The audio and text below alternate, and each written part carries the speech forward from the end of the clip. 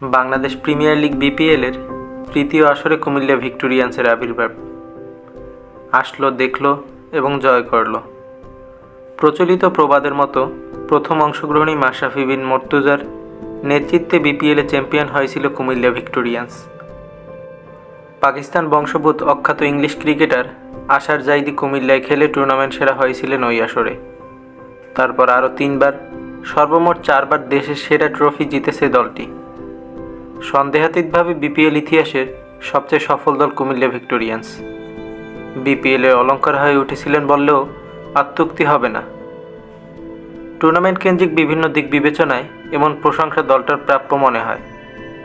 আলোচনা, সমালোচনা, নাটকের কাহিনী, সাফল্য, ব্যর্থতা, মান অভিমানের গল্প সবকিছুই ছিল কুমিল্লার অধ্যায়। প্রতি আসরেই বিপিএলে হাই প্রোফাইল, শক্তিশালী দল গড়া, চমক দেখানো তথা শিরোপা জিততে সবসময় মরিয়েছিল তারা। অন্তর্মহলের বেদবাক্য ছিল একটাই, ট্রফি জয়। বিদেশি তারকা ক্রিকেটার আনা, ফ্র্যাঞ্চাইজি হিসেবে প্রতিটি আসর নিয়ে পরিকল্পনা করা, বিগ বাজেট নিয়ে খেলোয়াড় কেনায় নামটা তাদের সহজাত ও পেশাদার কর্মকাণ্ড ছিল।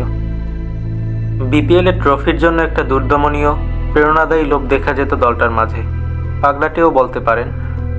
তারকা ক্রিকেটারের ঠাসা ভারসাম্যপূর্ণ দল গড়া, দর্শককুলকে বিনোদিত করার সফল ছিল তাদের ম্যানেজমেন্ট। দেশে বিদেশে দলটার ফ্যানবেজও অনেক বড় ছিল।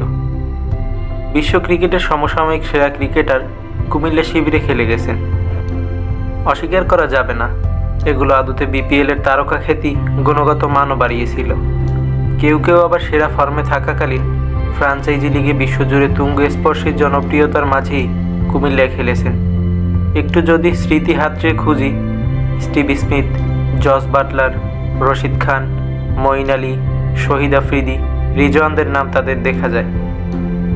আর আন্দ্রে রাসেল, সুনীল নারিনদের তো কুমিল্লার ঘরে ছিলই বলা যায়। ছিল আরও কত ঈর্ষণীয় পারফর্মার, মাশরাফি, তামিম, লিটন, মুস্তাফিজ, ইমরুল, সাইফুদ্দিন, আবু হায়দার রনি। হাল সময়ে জাতীয় দলের নির্ভরতা জাকের আলী অনেকের মতো অনেক দেশি তারকা ক্রিকেটারও খেলেছেন কুমিল্লার হয়ে এবং সফলও হয়েছেন। নতুন খেলোয়াড়দের সুযোগ দেওয়া, তাদের গড়ে তোলার কাজটা দলটা করেছে।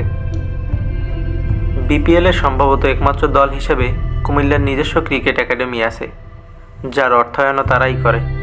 এখনও কার্যক্রম চলমান, যা ফ্র্যাঞ্চাইজ মডেল টুর্নামেন্টে দলগুলোর জন্য অপরিহার্য কাঠামো। কোচ মোহাম্মদ সালাউদ্দিন বিপিএলে দলটার সাফল্যের নেপথ্যের নায়ক ও প্রাণভোমরা। কার্যত কুমিল্লার সমর্থক হয়ে গেছেন বর্তমানে বাংলাদেশ জাতীয় দলের সহকারী কোচ এবং দেশের অন্যতম সফল কোচ সালাউদ্দিনের অভিজ্ঞতার ঝুলিও সমৃদ্ধ হয়েছে কুমিল্লার শিরোপা মিশন সামলে। যদিও এবারে টুর্নামেন্টে নিখাত দর্শকও নেই, কোনো দলের সাথে সম্পৃক্ত নন বলে বিপিএল চলাকালীন হৃদকম্পন, ট্রফি জয়ের চাপকে ছুটি দিতে পেরেছেন।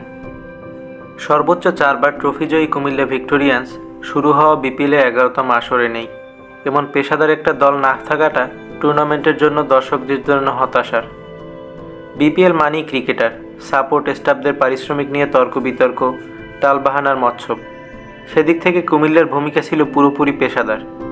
পারিশ্রমিক সুযোগ সুবিধা অন্য দলগুলোর চেয়ে অনেক এগিয়ে ছিল বলেই ক্রিকেটার, কোচিং স্টাফরাও নিশ্চিতভাবে মিস করবে দলটাকে। বাস্তবতা হলো এবার কুমিল্লা ভিক্টোরিয়ান্স নেই, তবে সময়ের দাবি মিটিয়ে বিপিএল থেমে থাকবে না।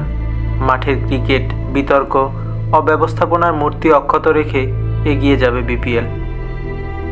সব কিছুর পরেও দর্শক থেকে শুরু করে সংশ্লিষ্ট সবাই অলক্ষ্যে টুর্নামেন্টটাও হয়তো খুঁজে ফিরবে অদম্য কুমিল্লা ভিক্টোরিয়ান্সকে।